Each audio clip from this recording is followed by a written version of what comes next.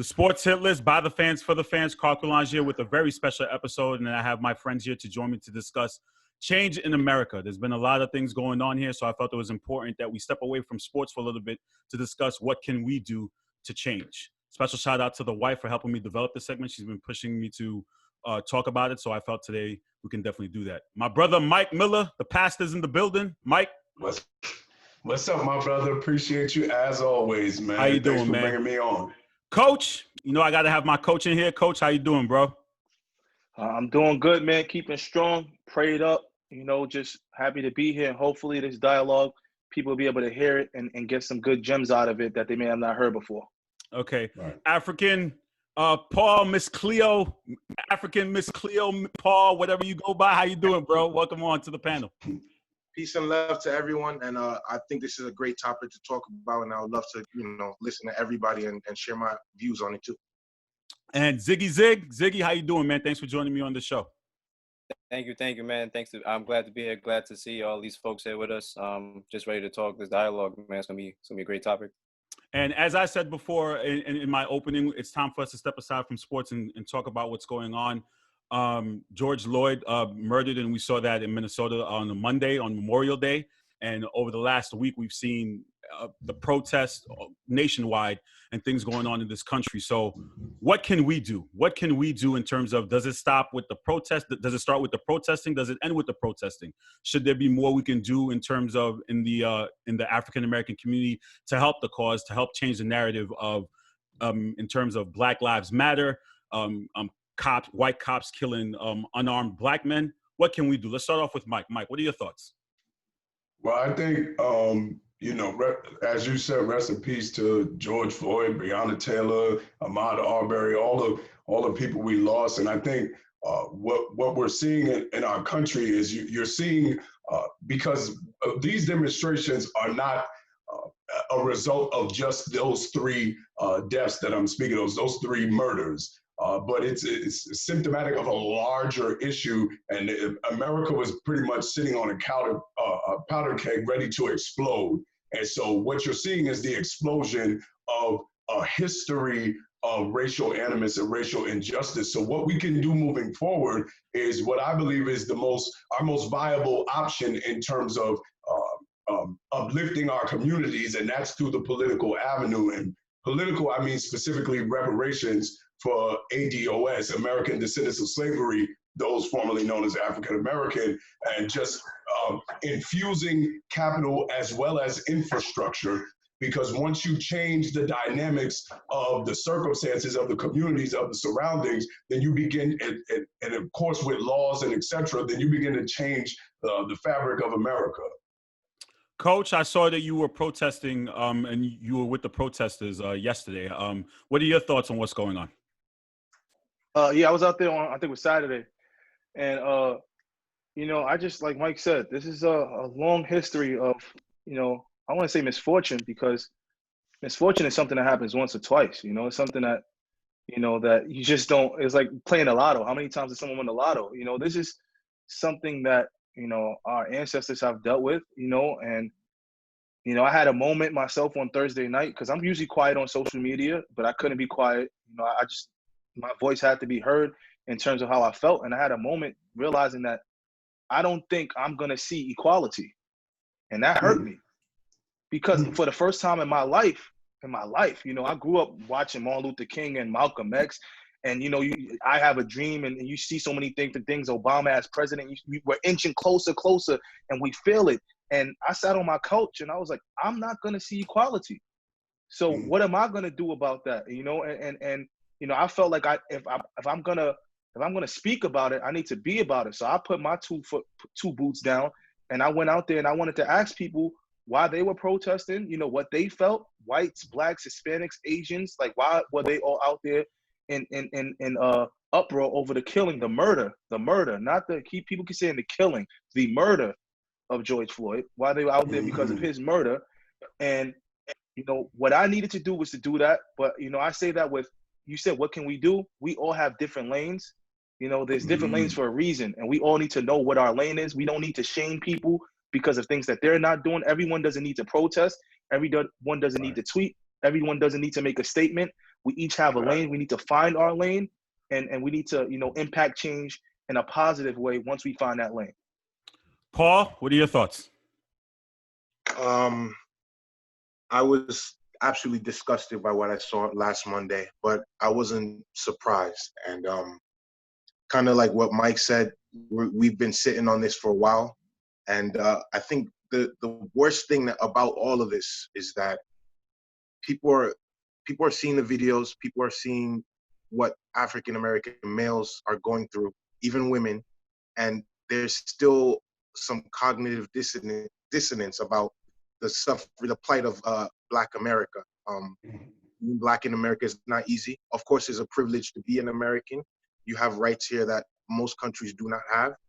But even that doesn't negate the fact that African Americans are going through an array of different things that prevent them from being quote unquote equal to everyone else.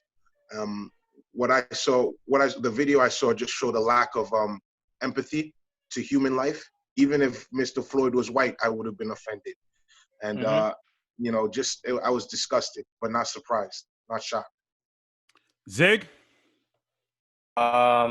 Listen, I kind of got to echo what Paul was saying there. It was disgusting, but I almost I didn't even really, make a move to it because you get so kind of used to it, seeing it happen for so long. I kind of came into this world seeing Rodney King go through that situation, and it's been going on and on and on, along with a lot of other situations and issues that, need to be talked about, like, the previous Rockefeller laws, the situations that are happening to our Black women in these hospitals. And it's just a nasty situation all around. Things need to change. I really don't know how. I got to say the same thing that Max said, that I don't know if I'm going to see equality, at least in this lifetime, my lifetime. But the conversation has to be had. And me being a teacher, I'm going to go that route.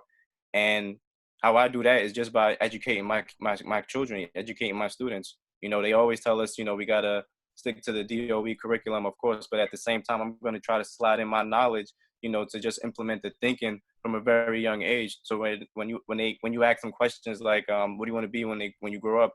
You don't have to hear things like, I want to be a YouTube blogger, I want to be a personality. No, you start hearing things like, I want to be a doctor, I want to be a lawyer, I want to get into politics. And then from there, we could build up and make the change. We have another special guest joining us. The president of the Laker Nation Brooklyn division, Mr. Anthony Magic Mullen, is in the house. Anthony, can you chime in on your thoughts about what's going on? Peace and salutations to the world. And pretty much, what else is exactly is there to say that hasn't already been said? The same old thing, the same old story. It's nothing new. It evolves a little bit in certain ways, but, pretty much, again, this is nothing new. We see this stuff all the time. And as far as to answer the question of what can we do, like was already said, do what you can. Some people have the time and the resources to protest every day. A lot of people out there on the front line.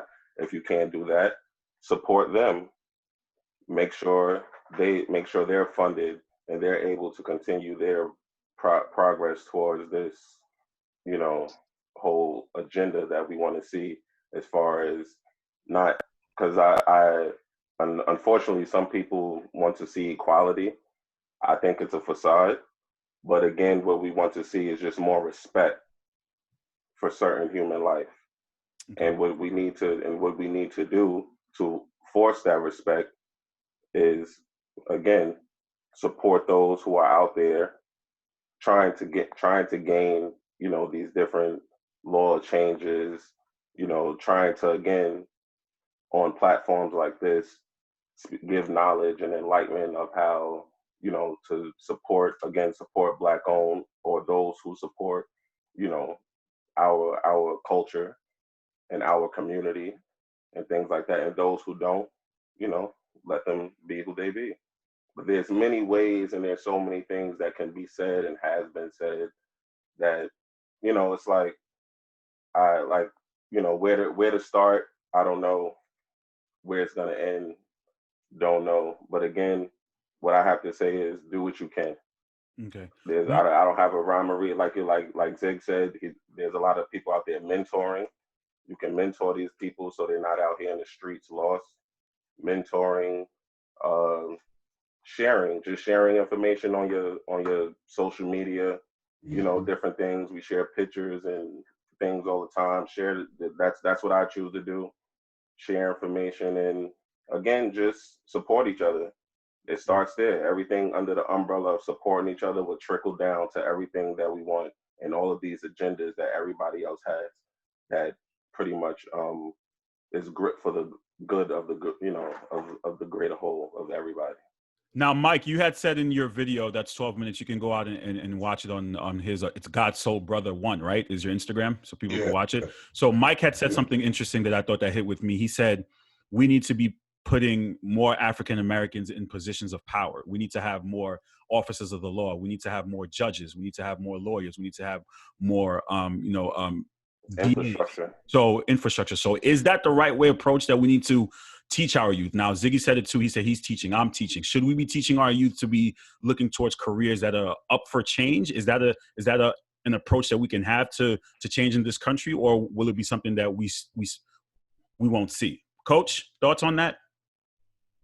I agree. I mean, I think anytime you can put more persons of color in positions of leadership to equal out is great. But, honestly, I asked my friend who works for the NYPD, I asked him on Sunday, because I really wanted to talk to everybody on every realm. I wanted to know what he was thinking. He was nervous. He was just as scared as I am being out there. And I asked him, I said, could you put one African-American or minority cop with a white cop and even it out so that way it's always one black and one white every time they go out there together?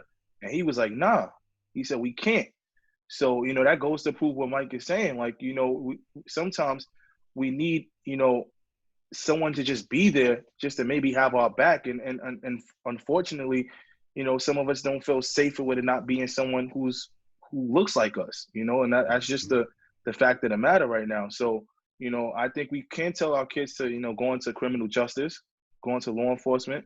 Our lawyers being pushed to be judges, but those go into, we have to vote in our judges as well.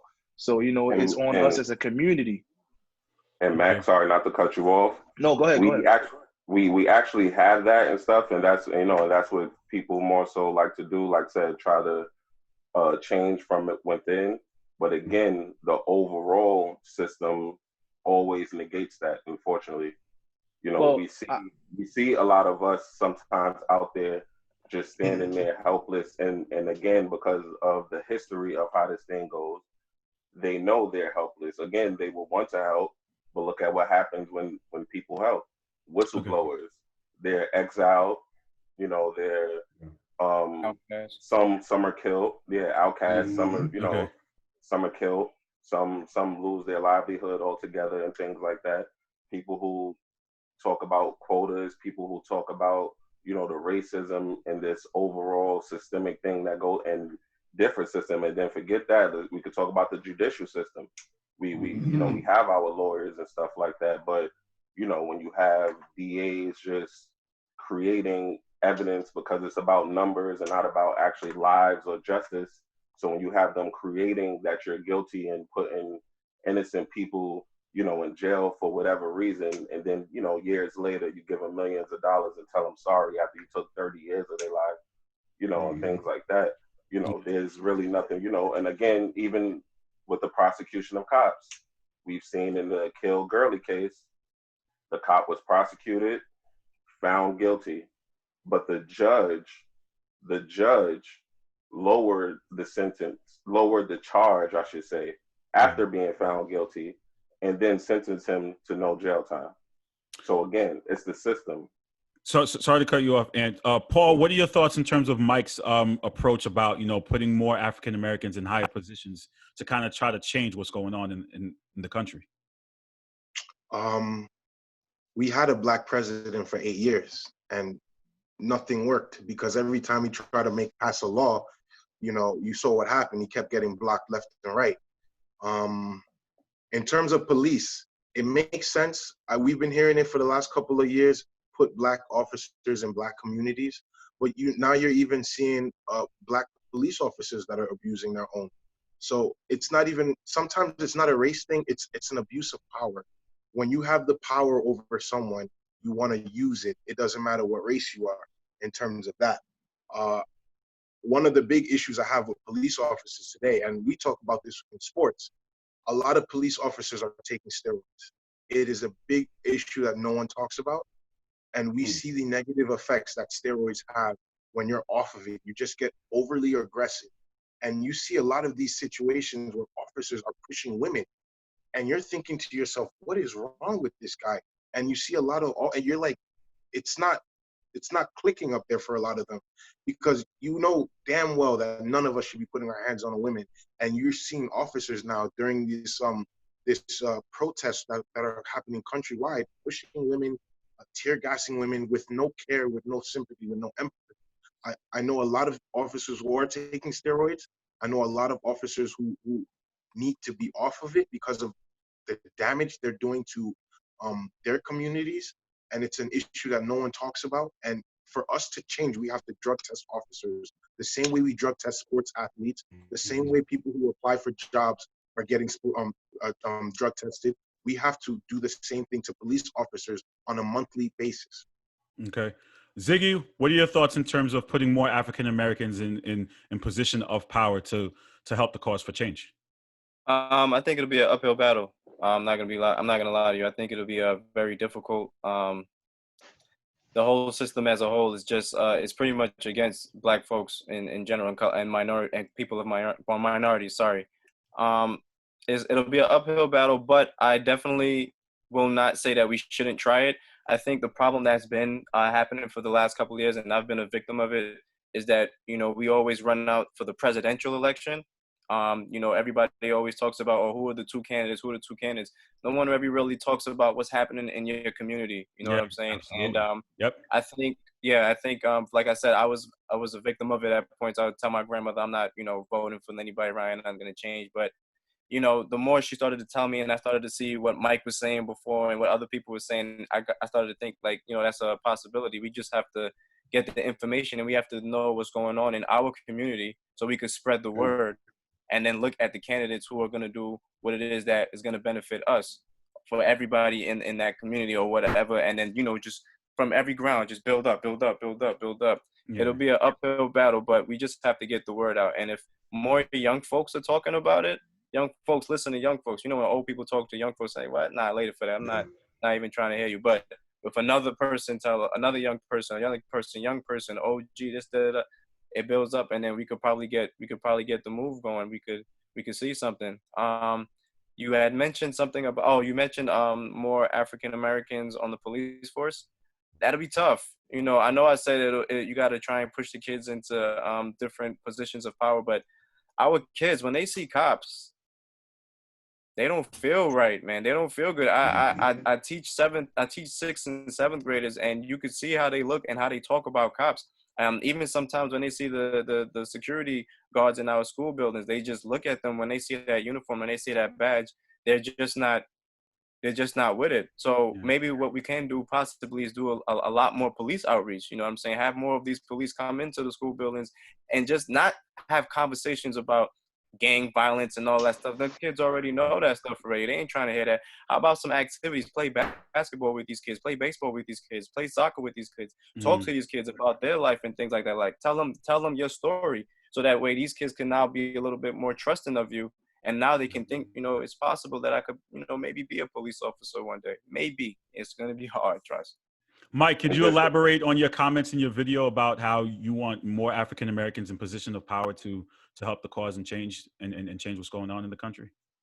Yeah, so pretty much we're in a unique space in our community, and we've been this way since 1619 when we come on to the shores of Virginia, where we literally have to walk and chew gum at the same time, right? So we have to survive now, but also build for later. So for me, it's one of the, like everyone's saying, it's an and also, not either or. So like for now, we can teach our kids and ignite them and get them excited about other careers other than entertaining, right? So that includes police officers, lawyers, etc. But that building for later is what Zig just hit on it, and it's what I mentioned in my video, is the political arena.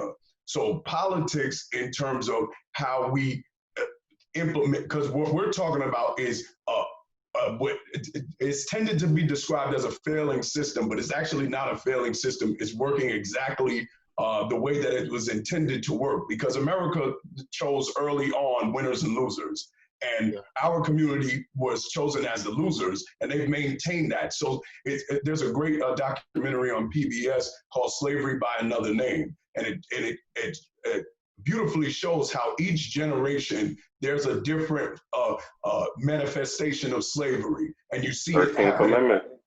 So if it starts with slavery, then it goes to convict leasing, and then it goes from convict leasing to then Jim and Jane Crow, and then from Jim and Jane Crow, you get mass incarceration. So there's these different ways. So in terms of telling our young minds, or telling people of any age to get into different arenas, that's with the guise of, that's one area, but as everyone is saying, we have still more work to go. But that main work is, as Zig said, really doing like Fred Hampton, rest in peace, Fred Hampton, with the Black Panther Party. He often spoke of, and this was what the Black Panther Party was so phenomenal in, is that they said before you could join the party, you had to do a political education. So you couldn't even get into the party unless you did political education, because they recognized that the ways in which we advance as a community is through the political arena. Because the other two options that I mentioned in my video, the leaving or the military violence, those two options have been tried and failed. So the only real viable option that has actually shown and given us the significant and substantial gains that we've had, because none of us are in chains right now, the ways in which we actually got through that was through the political arena. So that ultimately is going to be our pathway to, like I said in my video, some semblance of freedom and justice. And I am really quickly, I used to have this view of equality, but when I talk about reparations is not about being equal in that sense, because if we really wanted equality, then we could enslave white people for 260 years. And I don't want that. So when I talk about reparations, I'm talking about a debt that is owed to citizens and a debt that has to be paid, because a debt is a debt is a debt. All right. So real quick, because we're running short on time, is that a solution? Some people Mike may disagree with you in terms of leaving America and going somewhere else. Is that possibly a solution for the rest of the panel? Ziggy Zig, is that a solution for you to say, you know what, forget America, I'm going somewhere else where minorities are protected? I ain't going nowhere. Yeah, you could stay here, Mac. I'm gonna be out if I need to. We built this. We built this. Why we leaving? Simple. Why we leaving? I understand that. I understand that. Yeah, that's definitely our perspective. I definitely feel that, we helped build it, but at the same time, we know that there's a different place where we came from. You understand? And at the end of the day, Africa, you could pick whichever country you want to be at. That's a possibility, man. The Caribbean, if you want to go there, because a lot of people are going back home, that's a possibility there too. So Canada's a possibility too. Canada. I say to each his own. 1 second. Well, you know what? 1 second, Mike. We have Paul, who was in Africa himself. Paul, could you elaborate a little bit on what they're talking about? Right. I lived in Nigeria for about 2.5 years, and I lived in South Africa for half a year. Visited many African countries. It's a different ball game. The same conversation we having over here. Thank you. We're gonna have over there with different issues. Thank you. The way they treat women is not the same. I mean, and if a lot of you guys are married and you go over there, you're gonna see that yourself too. Your wife is not gonna be treated as equals. So we would have. That was my point, Zig. You know what I mean? So every country has its problems. America has its problem, but what makes this country one of the best, because it's not the best, one of the best, is the freedoms that we're allowed to have this conversation because we're in America.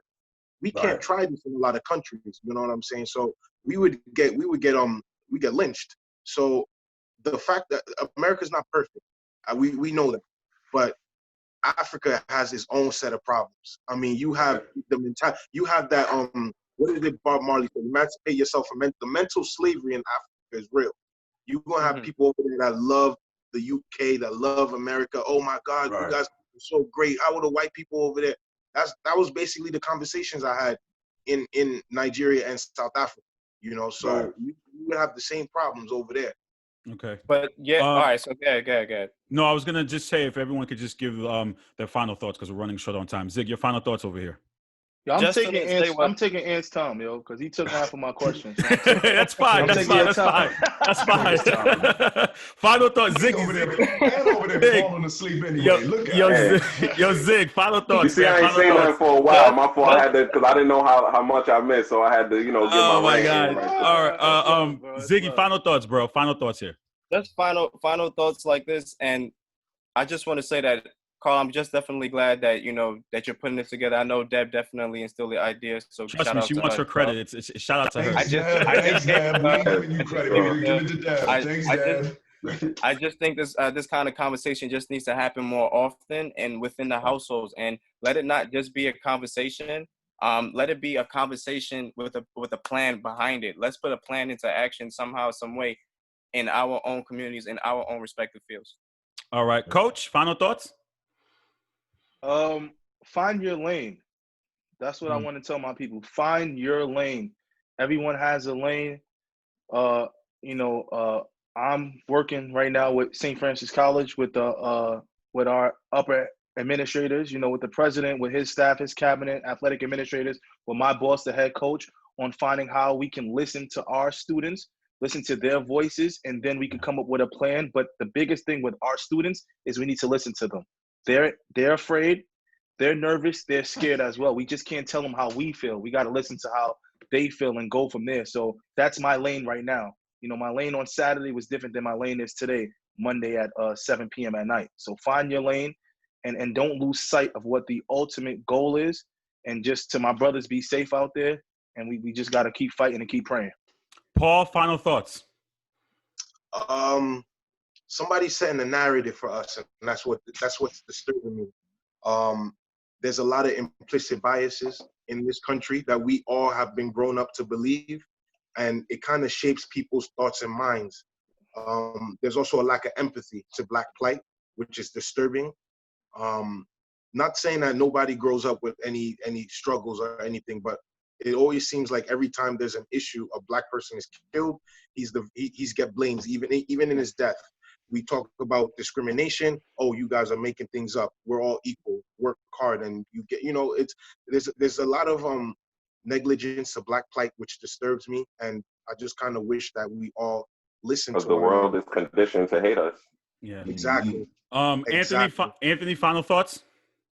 Well, okay. I'll start with what I also. There's no start. We got to give Mike his final thoughts too. There's no start. Oh yeah, no. What I wanted to say, am I? Okay. Come on, man. Stop pulling a Travis. Stop pulling a Travis. Information. We live in the information era, just like you said with the voting. When you at the voting polls, let's stop blindly voting for people based on Democrat or whoever, or party or whatever the case may be, and start voting on people based on who they are. We have smartphones and things like that we use for other things.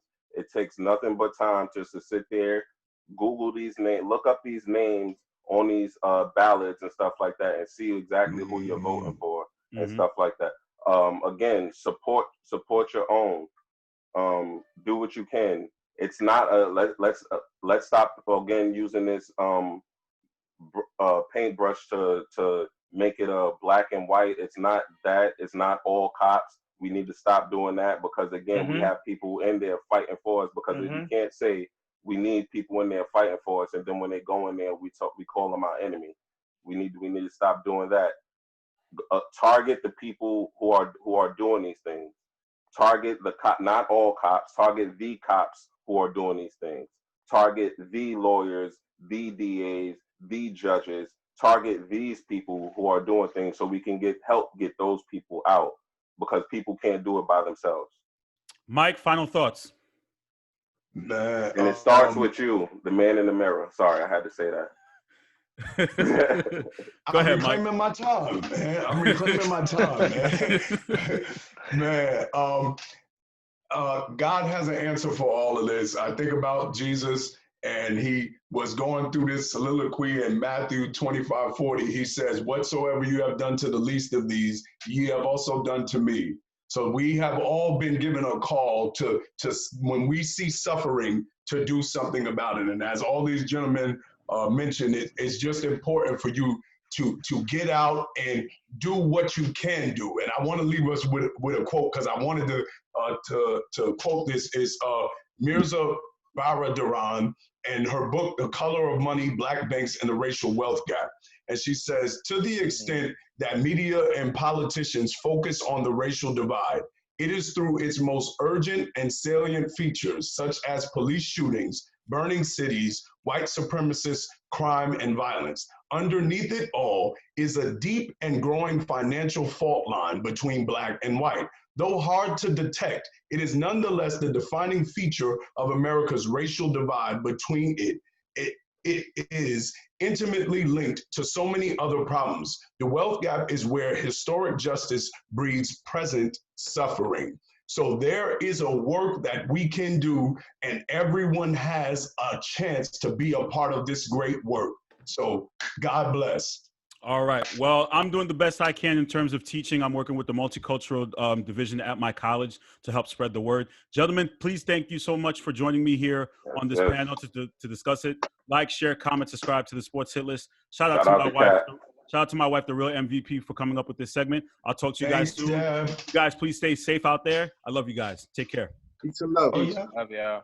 All right.